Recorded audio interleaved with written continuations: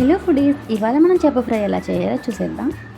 చేప ముక్కలు కడిగి పక్కకు తీసుకోవాలి. వీటికి ఉప్పు, కారం, పసుపు, గరం మసాలా, బీట్ చేసిన ఎగ్ మిక్స్ చేసుకుని చేప ముక్కలకంతా పట్టించుకోవాలి. ఇలా పట్టించిన చేప ముక్కలు 1 గంటన్నర వరకు ఫ్రిడ్జ్లో పెట్టుకోవాలి. మీకు అవసరమైతే ఒక నైట్ అంతా పెట్టుకున్నా బాగుంటుంది.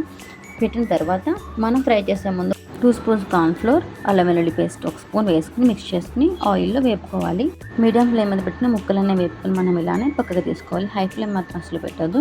హై ఫ్లేమ్ పెడితే ముక్కలు మాడిపోతే లోపల పచ్చిగానే ఉంటుంది. ఇలా వేగిన ముక్కల్ని పక్కకు తీసుకున్నాక ఆయిల్లో 1 స్పూన్ అల్లం వెల్లుల్లి పేస్ట్ వేసుకుని వేపుకోవాలి పచ్చివాసన పోయే వరకు. ఇలా వేపుకున్నాక గరం మసాలా, పచ్చిమిరపకాయలు వేసుకుని ఇంకొంచెం సేపు వేపుకోవాలి. వేగిన తర్వాత కొంచెం సాల్ట్, కొద్దిగా కారం, కరివేపాకు, కొత్తిమీర వేసుకుని ఇవన్నీ కూడా వేగాలి.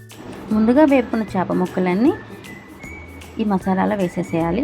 ఇలా వేసుకుని మసాలా అంతా బాగా పట్టేలా కలుపుకోవాలి. ఇప్పుడైతే మన చేప ఫ్రై రెడీ అయిపోయింది. ఒకసారి ట్రై చేసి చూడండి, తప్పకుండా నచ్చుతుంది.